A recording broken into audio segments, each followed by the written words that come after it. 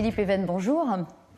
Vous invitez parce que vous êtes un de ceux, dans le monde médical, qui avait le discours le plus offensif sur cette question de la surconsommation de médicaments. Et vous allez nous expliquer ce qu'on ne dit jamais. Par exemple, on a vu des visiteurs médicaux dans le reportage. 25 000 visiteurs médicaux qui inondent sur tout le territoire français les pharmacies, surtout les médecins, pour leur vendre les médicaments. Et là, vous dites, attention, danger. Pourquoi? Ils font leur boulot, non? Oui, ils font leur boulot, sont les anges du diable. 25 000, c'est 2 fois plus qu'en Angleterre ou en Allemagne, et proportionnellement 2 fois plus qu'aux États-Unis. On est donc le pays où ils sont les plus nombreux. Pourquoi? Comment s'est créée cette situation, qui est très ancienne, ça remonte à 30 ans? C'est qu'il n'y a pas de formation de nos médecins au maniement des médicaments. Il n'y en a pas déjà pendant les études médicales. Il faut que vous sachiez que sur 7 ans d'études médicales, il y a 20 heures en tout et pour tout consacrées aux médicaments. 20 heures sur 7 ans, c'est absolument stupéfiant.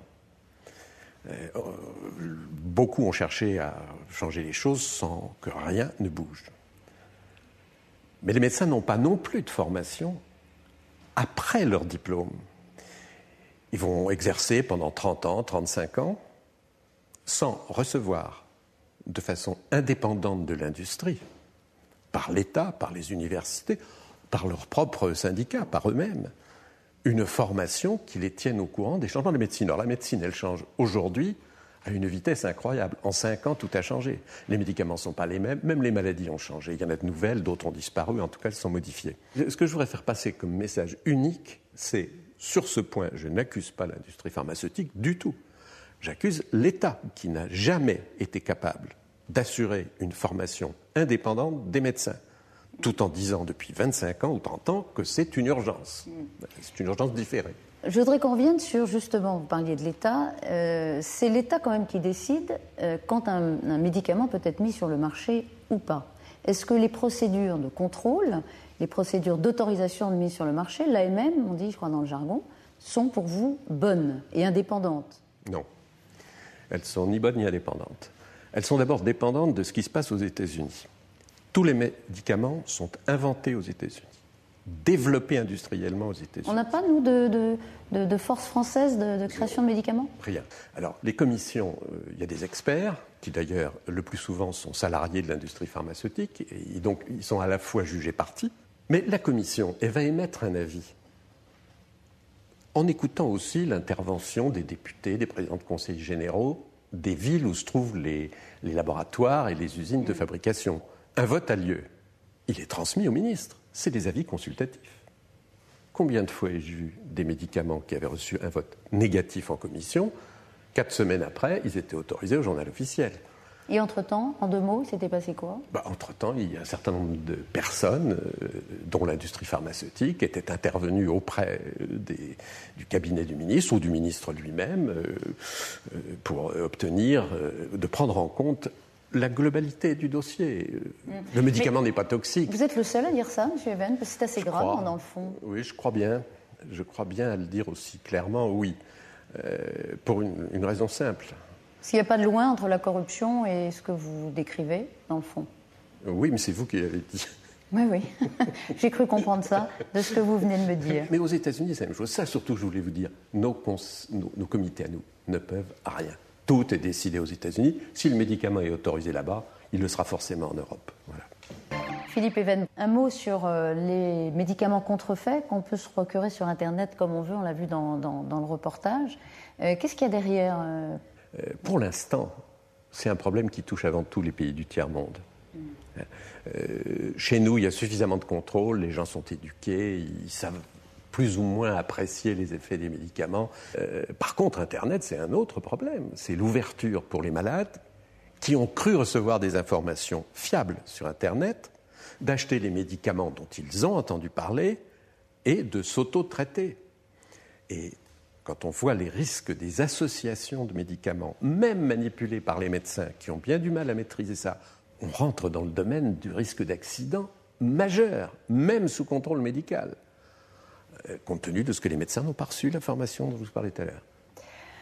Philippe Even, ces excès de prescription ne vous étonnent pas, vous connaissez très bien comment ça marche. En France, consultation égale ordonnance égale prescription. Oui. Le patient qui quitte le cabinet, s'il n'a pas sa liste de médicaments, il considère que... Voilà.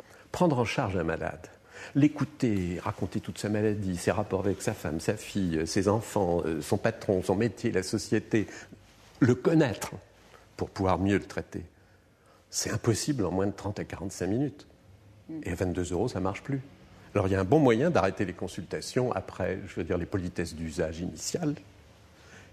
Eh bien, monsieur, madame, je vais vous prescrire tel médicament et tel médicament. On rédige une ordonnance et la consultation est terminée, on passe au suivant. Mais quand même, il y a eu des progrès, Philippe Even. Par exemple, en France, les campagnes pour lutter contre l'excès d'antibiotiques, aussi les campagnes pour nous sensibiliser au générique, ça nous a quand même touchés, collectivement, culturellement, ça progresse. Oui, c'était des très bonnes campagnes qui ont été organisées par l'État, qui a rempli sa mission sur ce point. Elle était plus facile qu'ailleurs. Mais ça, c'est probablement ma perversité profonde qui me fait parler. Certainement. Mais les antibiotiques, ça n'a aucun intérêt pour les laboratoires. Comment voulez-vous qu'un laboratoire s'intéresse à une molécule qu'on va prendre pendant 4 jours ou 5 jours? Ça ne rapporte rien. Par contre, si le gouvernement, ce qui ne fait pas d'ailleurs, essayait de freiner la consommation de médicaments anticholestérol ou de plein d'autres qui servent à peu près à rien, mais qui sont pris toute la vie, alors là, ça se passerait probablement moins bien. Une toute petite parenthèse, parce que c'est vrai que c'est une question extrêmement complexe, cette affaire de consommation de médicaments.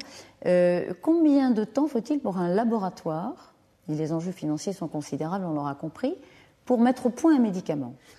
Mettre au point un médicament, c'est 12 ans en moyenne. Le brevet part de la première minute où vous avez parlé du médicament.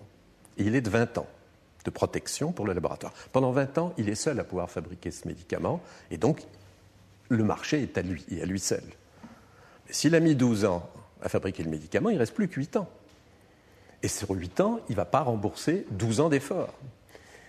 Dès lors, les industriels n'ont qu'une solution, c'est prolonger leur brevet. Mais ce n'est pas possible, c'est 20 ans. Si, c'est possible.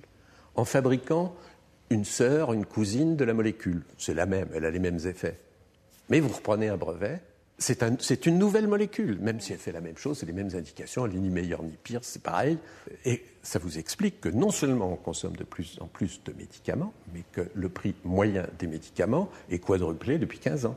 Et vous trouvez, et vous estimez que ça compte beaucoup dans, par exemple, le déficit de la sécurité sociale? Non, attendez, c'est majeur.